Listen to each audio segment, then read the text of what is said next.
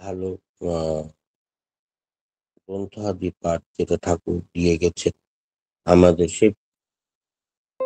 আহ, সে গুলো গ্রন্থগুলো পাঠ করতে হবে, পড়তে হবে, দেখতে হবে।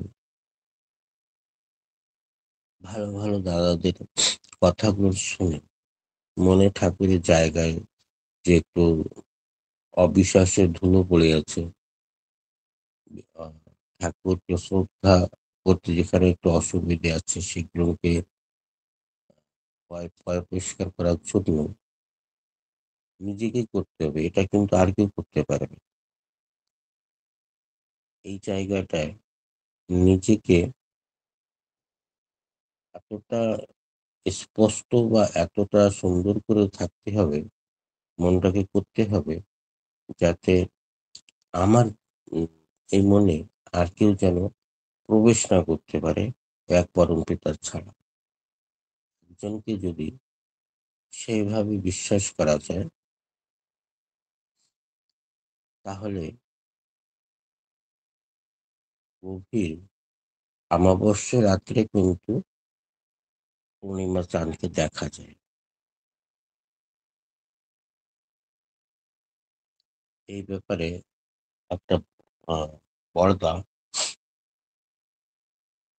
এতটাই ঠাকুরকে বিশ্বাস করতেন, বাবাকে বিশ্বাস করতেন। ঠাকুর বলেছে যে, বড় খোকা, আজ কি অমাবস্যা রাত? উনি আকাশের দিকে তাকিয়ে, বড়দা আকাশের দিক তাকিয়ে, সূর্য পূর্ণিমা কিন্তু ঝকঝক করছে। নিজের এতটা পূর্ণিমার চাঁদটা এতটা স্পষ্ট দেখা যাচ্ছে আর এতটা পাওয়ার তেজ, ঝকমক করছে চাঁদের আলোটা, যে নিজের ছায়া পরছাইটা কিন্তু দেখা যাচ্ছে। তবুও যেহেতু ঠাকুর বলেছে, উনি আকাশের দিক তাকিয়ে বলছে, হ্যাঁ বাবা, হ্যাঁ বাবা, আজকে খুব গভীর অমাবস্যা রাত। চিন্তা করুন, যেটা নিজের চোখে দেখছে ওটাকে অবিশ্বাস করে শ্রী শ্রী বরদা ঠাকুরের কথাটা অমান্য হবে বলে উনি কিন্তু গভীর পূর্ণিমা রাতকে অমাবস্যা রাত বলছেন। তার মানে যে উনি নিজের চোখ যেটা চোখে দেখছে সেটা দেখার পরও তাকে অবিশ্বাস করতে পারছে। হয়তো আমি ভুল দেখেছি, বাবা যেটা বলছেন, ঠাকুর যেটা বলছেন সেইটাই সত্য। এটা চিন্তা করে যখন বলল, হ্যাঁ, এত গভীর অমাবস্যার দিন, অনেকক্ষণের ভিতরে সেই পূর্ণিমার রাতটা হঠাৎ করে অন্ধকার রাতে পরিবর্তিত হয়ে গেল। একটা সৌরমণ্ডলের যে কোনো একটা ঘটনার চক্রে হয়েছে, কি ঠাকুরের কথাটা অমান্য হবে তার জন্য হয়েছে, কিন্তু হয়ে গেল। এই বিশ্বাস যদি এমন ভাবে পুক্ত না হয়, ভালো না হয়, তাহলে কিন্তু তাকে সেই মনের জায়গা বসানোর জন্য, বসাতে গেলে আমাদের সেই পুক্ত বিশ্বাস, পাকা বিশ্বাস দরকার। তাহলে চিন্তা করে দেখাও কথা, বিষয়, যে পূর্ণিমার রাতকেও আমার ঠাকুর, শ্রী শ্রী ঠাকুর অমাবস্যা রাত্রে পরিবর্তিত করতে তার মধ্যে সে ক্ষমতাটাও আছে। কত রকমে ঠাকুরের জীবনে ঠাকুর নিজেকে পরীক্ষা দিতে হয়েছে। যখন ভাব অবস্থায় উনি যেতেন, মানুষ রূপে এসেছেন, মানুষ এক দুজনের এক অপরকে জীবনটা ভার পরীক্ষা করে গেছে।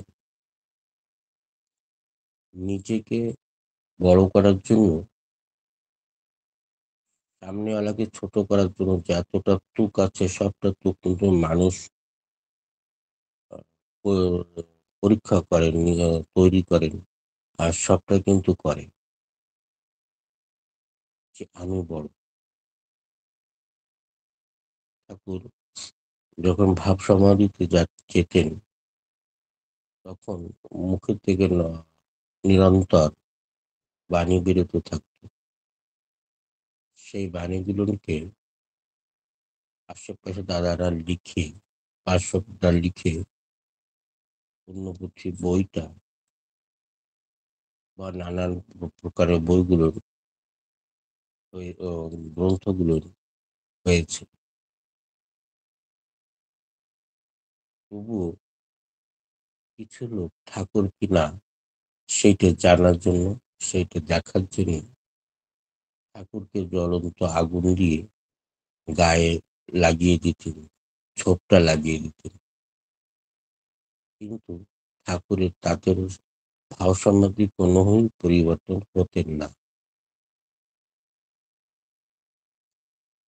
এতগুলো টেস্ট দেওয়ার পরে, এতগুলো পরীক্ষা দেওয়ার পরেও ঠাকুর নিজেকে নিজে কোনোদিন কিন্তু ঠাকুর বলে মানেননি। যখন কেউ এসে বলেছে যে ঠাকুর, আপনি তো ঠাকুর, ঠাকুর কোনোভাবেই মানতেন না যে উনি ঠাকুর। যখন সবাই ঠাকুরকে প্রেসারাইজ করতেন, না ঠাকুর আপনাকে মানতেই হবে, আপনি ঠাকুর। ঠাকুর তখন মুচকি একটা হাসি দিয়ে বলতেন, তোরা যখন কইতাছিস তাহলে আমি ঠাকুরই। ওই যারা রান্না করে তারা, তাকেও তো লোকে ঠাকুরই বলে। তোরা যখন বলছিস তাহলে ঠিক আছে, আমি ঠাকুরই হলাম, কিন্তু যারা রান্না করে তাদেরও তো লোক ঠাকুরই বলে। আমি না সেই ঠাকুর হলাম, কিন্তু নিজেকে নিজে কোনোদিন ঠাকুর বলে, পরম পিতা বলে, বিশ্ব দুনিয়ার মালিক বলে নিজেকে নিজে কোনোদিন আহ উনি কিন্তু ইঙ্গিত করেননি, আর মানেননি, কোনোদিন মানেননি। এইসব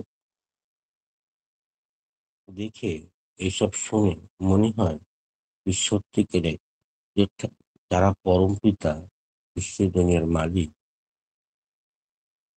তাদের মনটা এতটাই সহজ, এতটাই সিধা, মনে কোনো প্যাচ নেই। এই জায়গায় যদি আমি হতাম, তাহলে আমার আত্মপ্রতিষ্ঠাতা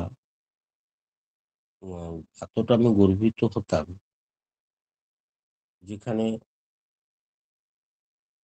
মানুষকে আমি ধরাকে সরা জ্ঞান করতাম। কিন্তু কিন্তু পরম পিতা, আমি তো মানুষ, মানুষ রূপে আমার ঠাকুর এসেছেন। এসে উনি দেখিয়ে দিতে চেয়েছেন যে সত্যিকারের প্রকৃত মানুষের জন্ম নিয়ে কিভাবে জীবনে চলতে হবে, এক অপরকে কতটা ভালোবাসতে হবে, কতটা মনে শ্রদ্ধা রাখতে হবে, বাবা মা, সন্তান সন্ততি, স্ত্রীকে কোন পর্যায়ে রেখে তাকে কোন ব্যবহারটার দিক দিয়ে তাদের সুস্থ মনের মানুষ হয়ে দাঁড়ানো উচিত। বাবার ছেলের জায়গায় বাবা হয়ে দাঁড়িয়েছেন, আমাদের কাছে ঠাকুর হয়ে দাঁড়িয়েছে। এই যে প্রাপ্তিটা, এই যে নিজেকে সেই জায়গাটা পরিবর্তন করা, সেই জায়গাটা খাঁটি করে দাঁড়ানো, এ কিন্তু আমাদের জন্য ঠাকুর করেছে। নিজের জন্য ঠাকুর কোনোদিন কিছু চান না।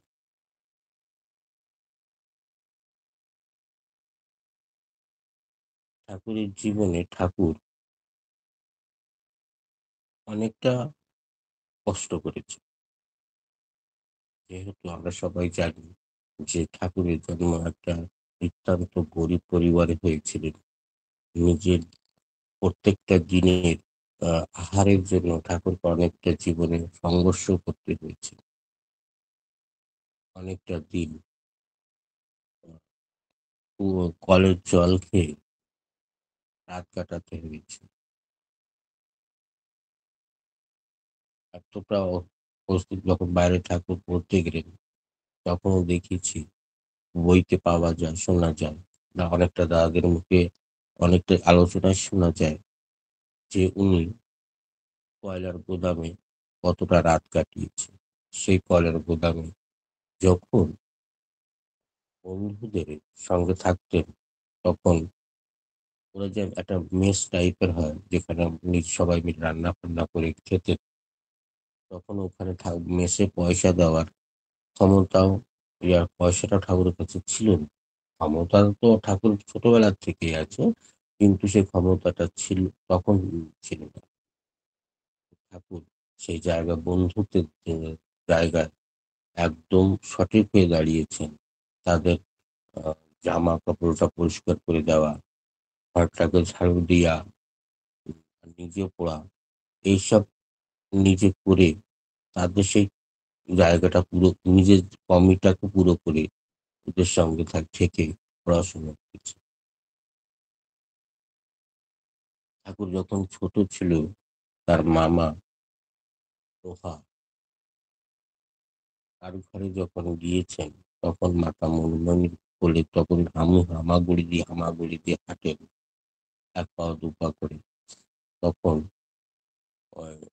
ঠাকুরের মামা ছোটবেলায় যখন উনি কৃষ্ণতান্ত্রিকের মতে ছিলেন, কৃষ্ণ ঠাকুরকে খুব শ্রদ্ধা করতেন, খুব ভালোবাসতেন। তা উনি ঠাকুরকে ভগবান শ্রীকৃষ্ণকে ভোগ না লাগিয়ে কোনোদিন খাবার খেতেন না।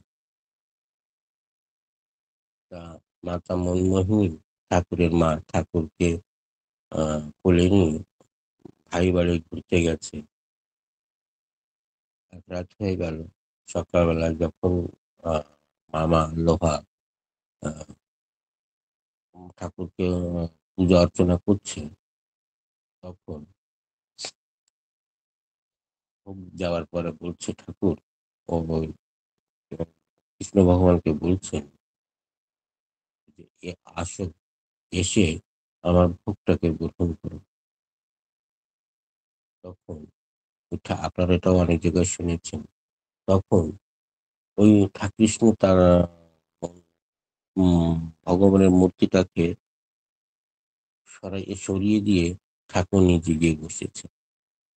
একবার হয়েছে আহ লোহা নিজের বোনকে ডেকে বলছে, মাতা মনমোহিনীকে, যে তোর ছেলেকে ধর, আমাকে ঠাকুরের পুজো অর্চনা করতে, ধ্যান আদি করতে আমাকে খুব ডিস্টার্ব করছে, খুব আহ ব্যবধান আনছে, একে ধরে রাখো। একবার বলেছে, কিছুক্ষণ পর আবার ঠাকুর খেলতে খেলতে আবার ঢুকে পড়েছে। এইভাবে কষ্ট বোধ করে যে আমার ধ্যান পুজো বাধা সৃষ্টি হচ্ছে, তার জন্য দরজা বন্ধ করে দিয়েছে। দরজা বন্ধ করে ভগবান শ্রীকৃষ্ণকে কান্নাকাটি করে ভোগের যে খাওয়ানোর জন্য আহ্বান করছেন, তখন আবার দরজা বন্ধ অবস্থায় কিন্তু মন্দিরে ঢুকে গেছেন। সেই আবার কৃষ্ণ ঠাকুরের মন্দির প্রতিমাটাকে সরিয়ে নিজে বসে পড়েছে। তখন লোহা বলছে যে এ তো সামান্য না, যে কি আমি দরজাটা বন্ধ করে দিয়ে আমি আমার আরাধ্য দেবতা শ্রীকৃষ্ণ ঠাকুরকে আমি ভোগ লাগাচ্ছি, সেই প্রতিমাটাকে সরিয়ে ঠাকুর নিজে বসে পড়েছে। আর তখন ঠাকুরকে বলছে, অনুকূল, তুই আমাকে কেন পরেশান করছিস? আমার পুজো অর্চনায়, আমার পুজো তুই কেন ব্যাঘাত ঘটাচ্ছিস? তখন মামা একটু রাগ করেছে। মামা একটু খুব বিশেষ করে রেগে বলেছে, তাতে মুখটা একটু কাঁদো কাঁদো ভাব হয়ে গেছে। আর ঠাকুর আদৌ কান্না কান্না সুরে বলছে, মামা তুমি যদি বারবার আমাকে ডাকো তাও তো আমার আসতেই হবে, আমি কি করে থাকি? বলছে, আমি তো তোকে ডাকিনি, আমি তো ডেকেছি আমার ভগবান আরাধ্য দেবতা শ্রী শ্রী ভগবান শ্রীকৃষ্ণকে, আমার আরাধ্য দেবতা, আমি তাকে ডেকেছি। তখন বলছে, মামা ওকে ডাকাও যা, আমাকে ডাকাও তা, উনিও সাড়া না দিলে আমি সাড়া দেব। ওনার সাড়া দেওয়ার সময় পেরিয়ে গেছে, আমি তো সেই ছোট বাচ্চা চিন্তা করে ওই কথা বিশ্বাস না করে লোহা খুব রেগে, খুব আহ, নিজেকে নিজে অসুস্থ বোধ করে মনমোহনী মাকে ডেকে খুব বিশেষ করে ওনাকে রাগ করল, খুব বকানি দিল। এই বকানিটা শুনে মাতা মনমোহিনীর একটু কষ্ট হলেন, আর ঠাকুরকে কোলে নিয়ে আটকে ধরে বলছে যে, বাবা তুই এমন কেন করিস? তোর জন্য আমার কোথায় যাওয়ারও আহ, হচ্ছে না, লোকের তোর নামে উল্টো সিধা বলছে, আর এখানে এসেছি তোর মামার ঘরে, এখানেও তুই আমাকে এতটা লজ্জিত করছিস। তখন ঠাকুর কুটি কুটি হাত দিয়ে, ওই ছোট ছোট হাত দিয়ে ঠাকুর মার চোখের জলটা মুছে দিয়ে বলছেন, মা এমন ভাবে যদি আমাকে ডাকে, কোনো সন্তান যদি ডাকে, তা কোনো মা বা কোনো বাবা কি থাকতে পারে?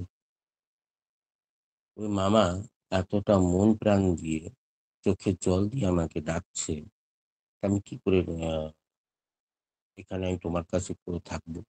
আমার তো যেতেই হবে।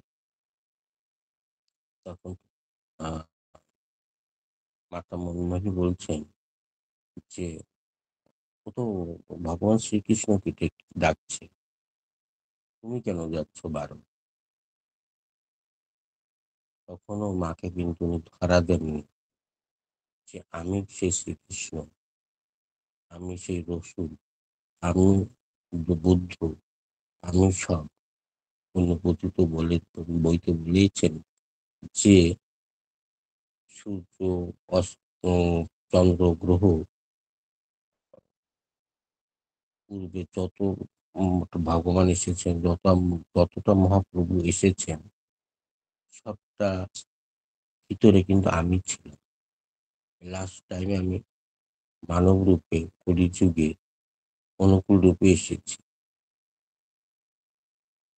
এটা কিন্তু খালি পুণ্যপুঁথি বইতে উনি বলে গেছেন, বাকি নিজেকে কোনোদিন ধরা দেননি যে আমি একটা সহজ মানুষ। একটা মানুষ একটা মানুষ হয়ে কিভাবে অপরের সঙ্গে ব্যবহার করতে হবে, নিজের জীবনে কতটা কষ্ট করে সেই জায়গাটা আমি দাঁড়িয়ে যাব, সেসবগুলো জিনিসগুলো আমাদের শিখিয়ে দিয়েছেন ঠাকুর। নিজের পরিবারকে, নিজের সন্তান সন্ততিকে আমি কি করে ঠাকুরের রাস্তায় রাখা যাবে, ঠাকুরময় গড়ে তুলতে হবে, সেটাও কিন্তু ঠাকুর শিখিয়ে দিয়েছেন। এই বড়দাকে দেখে সেটা বোঝা যায়। বর্তমান আচার্য দাদাকে দেখলে সেটা অনুভব করা যায় যে ঠাকুরের সেই পদ্ধতি, ঠাকুরের সেই পরম্পরা আমাদের আচার্য দাদার ভিতরে কুটি কুটি করে ভরে দেওয়া আছে। ওনাকে দেখলে মনটা জুড়িয়ে যায়। ওনাকে দেখলে মনে হয়, আমার তো একান্ত মনে হয়, আপনাদের কি সেটা আমার জানা নেই, যে আমার ঠাকুরও এইভাবে বসতেন, আমার ঠাকুরও এইভাবে বলতেন, আমার ঠাকুরও এইভাবে চলতেন। ওই আচার্য দাদাকে দেখলে কিছুটা অনুভব করা যায়। না হলে কৃষ্ণ ভগবানের ছেলে ও পদ্মবন, রাম ভগবানের ছেলে লব কুশ, এদের ওনাদের ওনারা সৃষ্টি করেছেন মানব রূপে এসে, কিন্তু তাদের তোমরা পুজো করি না, তাদের তোমরা স্মরণও করি না। কিন্তু ঠাকুরের ছেলে বড়দাকে আমরা কিভাবে স্মরণ করছি? কেন ঠাকুর সেই পরম্পরাটাকে, সেই রুলসটাকে, সেই উম জিনিসটাকে এইভাবে রেখে গেছে। আচার্য পরম্পরা। এর আগে যতটা মহাপ্রভু, যতটা ভগবান, যতটা লোক ঠা ভা ঠাকুর এসেছেন, তারা কিন্তু নিজের ওই আচার্য পরম্পরাটাকে গুরুত্ব দেয়নি। এইজন্য তাদের কাল সময় অবধি যতটা সময় এসেছিলেন, ততটা সময় তাদের গুণগান করে লোকে ভুলে গেছে। লোকটা তাদের কাল সমাপ্তি শেষ হয়ে গেছে। কিন্তু ও আমার ঠাকুর এই আচার্য পরম্পরা রেখে যাওয়ার পর কারণ নিজের মুখে বলে গেছে, "আমি যা দিয়ে গেলাম ১০,০০০ বছর পর্যন্ত আর কাউকে এই ধরার ধামে লোকে মানুষের ভিতরে এসে জন্ম নিয়ে কষ্ট ভোগ করতে হবে না। উনি যা দিয়ে গেলেন।" এই যে প্রাপ্তিটা, এই যে আমরা তো সৌভাগ্যবান যে আমরা এই যুগে ঠাকুরের সমাবেশে হয়তো যারা করেছেন, ঠাকুরকে যারা দেখেছেন তারা তো খুবই ভাগ্যবান। তারা জীবনের ধন্য। কিন্তু আমরা যারা দেখিনি, ওই আচার্য দাদাকে দেখলে, ওই ঠাকুর বাড়ি একটু ঘুরলে ফিরলে, ওই আশ্রমে গিয়ে যখন সমাবেত নাম করে সবাই ঠাকুরকে প্রণাম করার পর বা আচার্য দাদাকে প্রণাম করছেন, আচার্য দাদার সঙ্গ করছেন, তখন কিন্তু অনুভব করা যায় যে ঠাকুর কতটা আ ভালো ছিল, কতটা মনের মানুষ ছিল, মনে কতটা মিষ্টি ছিল। আচার্য দাদাকে দেখলে সেটা অনুভব করা যায়। আমার একান্তত হয়, আপনাদের কতটা হয়, কিভাবে হয় সেটা আপনাদের বিষয়, সেটা আপনারা দেখবেন। কিন্তু ঠাকুরবাড়ি যদি যাওয়া হয়, তো প্রথমত কি আচার্য দাদা আমার জীবনে ১ম গাইডলাইন, ১ম আ আমি উনাকে চিনি, উনাকে দেখেছি। তাহলে আমার জীবনে কিন্তু উনার চেয়ে বড় কোনো আ মেটারও নেই, কোনো বড় আদেশও নেই। উনি যেটা বলবেন সেটা আমার ধার্য করণে যেকোনোভাবে আমাকে সেটাকে পালন করেই যেতে হবে। উনি যদি যেটা আদেশ করবেন সেইটি আমাদের জন্য খুব বড় একটা বিশাল একটা কাজ হবে। আর সেটা মানতেই হবে। কেন? ঠাকুর যেহেতু রেখে গেছে আচার্য পরম্পরা। আর উনি ঠাকুরকে এতটা ভালোবাসেন যে উনি আ এক একটু যদি জল খরচ পায়খানাও যায় তখন ঠাকুরকে বলতে হবে। এক গ্লাস যদি জলও খায় তা ঠাকুরকে জানিয়ে জলটা খায়। আমরা নিজের দুঃখের সময়, নিজের কষ্টের সময় খালি ঠাকুরকে ডাকছি। নিজে যখন আমার আ কম পড়ে যাচ্ছে, সার্থকটা পুরো হচ্ছে না তখন ঠাকুরকে ডাকছি। আর সুখের সময় আমরা তাকে ভুলে যাচ্ছি। কিন্তু আচার্য দাদার আ আচার্য দাদার জীবনে সুখের সময় তো আছেনই আছেন। আরো দুঃখের সময় দাদা বলছেন যে, "ঠাকুরকে কেন পরেশান করব?" আচার্য দাদা তো বলেন, আচার্য দাদা বড়দা বলছেন যে, "সবার দুঃখ আমাকে দাও, তোরা সুখে থাক।" আর বর্তমান আচার্য দাদা বলছেন যে, সবার পরিবারে, সবার মনে একটু না একটু দুঃখ থাকা উচিত। তাতে তার মনে ঠাকুরটা বেশি করে আঁকড়ে থাকবে। কেন দুঃখের সময় আমরা ঠাকুরকে আরো বেশি করে আঁকড়ে ধরতে চাই। ঠাকুরের কথা মনে পড়ে, ঠাকুরকে স্মরণ করি। ঠাকুরের প্রত্যেকটা কথা, প্রত্যেকটা বাণী তখন মনে আসে। আর যখন আমি সুখের মাঝখানে থাকি, সুখ টেনে থাকি, তখন ঠাকুরও কে আমরা কিন্তু নেগলেক্ট করি, একটু ভুলে যাই। এইজন্য আচার্যদা বলেছেন যে, প্রত্যেকের জীবনে একটু না একটু দুঃখ থাকলেই তবে ঠাকুর মাথায় থাকে। আমার সময় হয়তো হয়ে গেছে। সবাই ভালো থাকবেন, সুন্দর থাকবেন, ঠাকুরকে নিয়ে চলবেন। জীবনে অনেকটা উপলব্ধি আপনারা পাবেন, দেখবেন, অনুভব করবেন।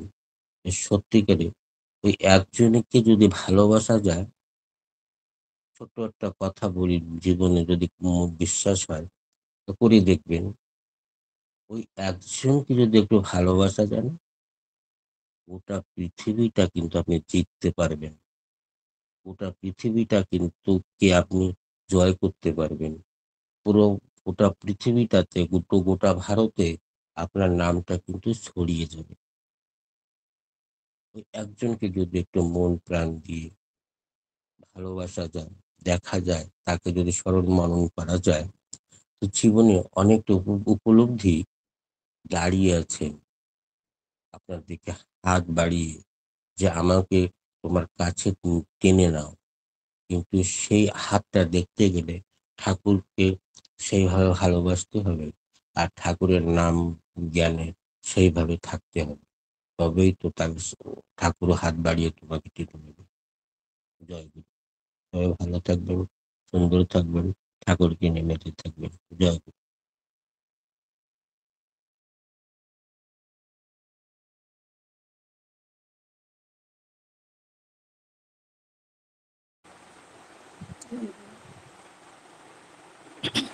এতক্ষণ শুধু দাদা খুব সুন্দর করে আলোচনা করছিলেন যে আগে নিজেকে যাজন করতে হবে, নিজেকে যাজন করে নিজে যজন ভালো করলে তারপরে অপরকে যাজিত করতে হবে। সেই জন্য আমাদের সৎ হতে হবে, আর সতের জন্য সৎসঙ্গ করতে হবে, সতের সতের সঙ্গে সঙ্গ করতে হবে। তবে গিয়ে আমরা নিজে ভালো যজন করতে পারবো, যজন যাজিত হতে পারবো, আর অপরকে যাজিত করতে পারবো। তিনি যাই বলে দেবেন তাই মেনে চলাই ধর্ম। বরদা ছিলেন জীবন্ত সত্যানুসরণ। শ্রী শ্রী ঠাকুরের সমস্ত বিধিবিধানগুলো কি করে মানতে হবে তিনি দেখিয়ে গেছেন তার নিজের জীবন দিয়ে। তিনি গুরু, তিনি বিষ্ণু, তিনি ব্রহ্ম, তিনি নারায়ণ। শ্রী শ্রী ঠাকুর আমাদের আচার্য পরম্পরায় রেখে গেলেন, এবং আগামী 10 বছর আর কাউকে আসতে হবে না তা তিনি বলে দিয়ে গেলেন। আর তার বিধিবিধানগুলো যদি সঠিকভাবে মেনে চলতে পারি, তাহলে আমরা তার হয়ে উঠতে পারবো। খুব সুন্দর করে আলোচনা করলেন আমাদের ডক্টর সঞ্জয় গোলদার দাদা। পরমপিতা রাঙার আত্মিক জন্য আপনার এবং আপনার পারিপার্শ্বিকের সবার সুদীর্ঘ নিরবিষ্ট জীবন প্রার্থনা করি। জয় গোল দাদা, ভালো থাকুন। এখন আমাদের শুধু দাদা যে উদ্দেশ্যে আসেন, আমাদের ভালো থাকার জন্য তো উনি আসেন, সে মানসিক দিক দিয়ে, সে শারীরিক দিক দিয়ে। আমরা আমাদের প্রথমে মনটাকে ভালো করলেন, কি করে ভালো থাকবো মানসিকভাবে তাকে ধরে। এবারে শারীরিকভাবে অসুস্থ যারা, তারা দয়া করে হ্যান্ড রাইজ করবেন। হ্যান্ড রাইজ করলে আমি এক এক করে ডেকে নেব। আর আমাদের 5টা 17-এর প্রার্থনা আপনারা 16 পর্যন্ত বলবেন, তারপরে আবার প্রার্থনা বাণী পাঠের পর আবার হবে। এখন যারা যারা নিবেদন ওনার কাছে করতে চান তারা হ্যান্ড রাইজ করুন।